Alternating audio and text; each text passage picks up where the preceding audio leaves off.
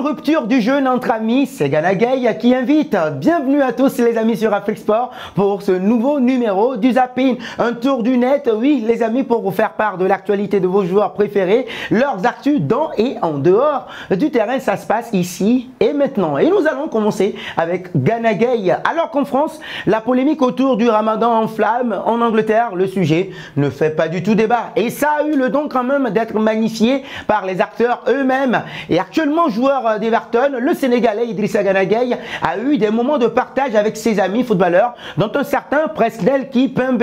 Le défenseur français s'est quand même plu d'ailleurs à la cuisine, comme on le voit sur ces images justement. Il faut dire que les deux hommes sont restés très proches. Ils étaient anciens coéquipiers au PSG, ils se sont rapprochés depuis. Gana Gueye dit ceci: Presco, c'est mon bébé, c'est un ami, un frère, c'est tout pour moi. On a créé de très bons liens et on est tout le temps ensemble. On est souvent au téléphone. Il connaît toute ma famille et je connais la sienne, avait d'ailleurs révélé Gana Gueye à ce sujet. C'est beau et sympa, n'est-ce pas les amis, l'amitié? Sadio Mané, la promesse d'un retour en forme. Alors, nous sommes en Allemagne, mais nous restons toujours avec les Sénégalais. On retrouve notamment Sadio Mané, qui est mis en avant ici par Fabrizio Romano. Le journaliste, spécialiste du Mercato, a notamment révélé une promesse faite par l'attaquant sénégalais aux supporters du Bayern. On se rappelle, l'été dernier, le Sénégalais, justement, le Bayern avait réalisé une très belle opération en son franc. Sadio Mané, eh bien oui, l'attaquant sénégalais quittait son club, donc Liverpool, pour un nouveau challenge du côté de l'Allemagne cette fois-ci. Et ses débuts pour l'instant, on le sait tous, dans son nouveau club, laissaient penser peut-être à une saison assez époustouflante. Mais voilà, il se retrouve avec 4 buts en 4 matchs et il a utilisé très peu dans l'axe de l'attaque par Julian Nagelsmann et il a commencé par se perdre petit à petit. Et pour ne rien arranger, les plusieurs blessures également dont il a eu, on se rappelle de la blessure au genou également pour Sadio Mané, qui l'a contraint d'ailleurs même à déclarer forfait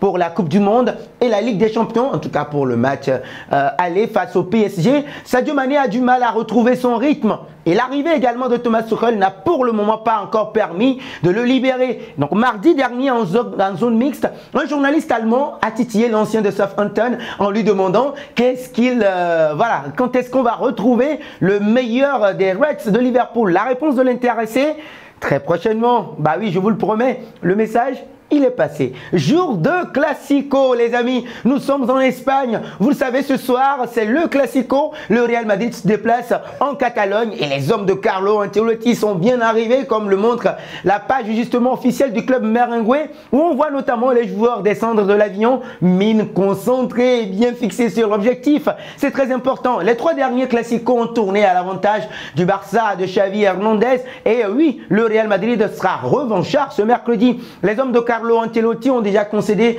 2 titres nationaux aux Catalans, Super Coupe d'Espagne et la Liga cette saison. Et un 3e revers serait très difficile à digérer pour la Maison Blanche. De surcroît, comme à l'aller, le Barça compte bien évidemment, enfin ne va pas compter sur certains cadres, mais cette fois-ci Robert Lewandowski sera bien présent, mais Pedri, De Jong et sans oublier Gavi ne seront pas de la partie au Nou Camp. C'est peut-être ce qui pousse Xavi a déclaré que malgré l'avantage au tableau d'affichage, le Real Madrid est toujours favori de cette double confrontation. Et c'est d'ailleurs le moment pour nous, oui les amis, de vous demander vos pronostics.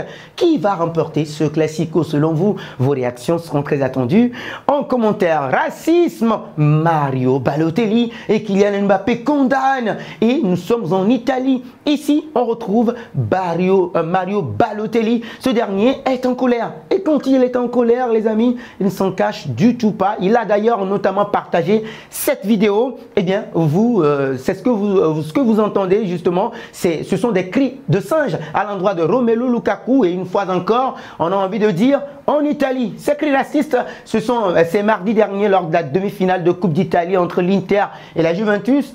Un partout. Romelu Lukaku a vu également Kylian Mbappé lui apporter une marque de soutien. Et sur une photo publiée par l'attaquant belge sur Instagram, exhortant la Ligue italienne à prendre de vraies mesures face à ce fléau, le Français est monté au créneau. Il dit ceci: 2023 est toujours les mêmes problèmes, mais on ne va pas vous laisser faire.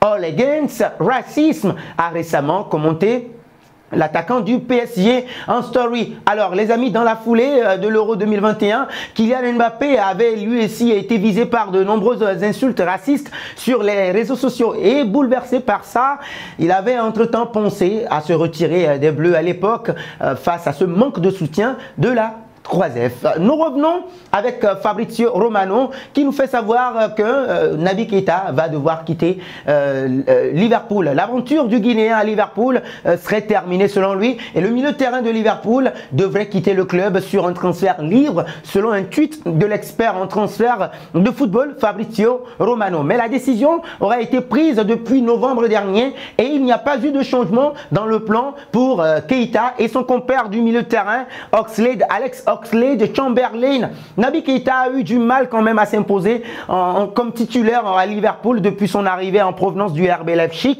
en 2018. L'international guinéen n'a fait que 8 apparitions en Premier League cette saison et ce qui a conduit à des spéculations sur son avenir au club. Et selon Fabrizio Romano, Keita étudie maintenant ses options et souhaite relever un nouveau défi. Il reste maintenant à savoir où le capitaine du Chili national pourra débarquer. Mais ce n'est pas comme s'il n'y a pas des prétendants quand on connaît la qualité intrinsèque de son talent et de sa manière de jouer. Alors les amis, ce sera tout pour ce zapping. La question est de savoir selon vous quel club conviendrait le mieux au jeu de Naby Keita. Vos réponses seront très attendues en commentaire.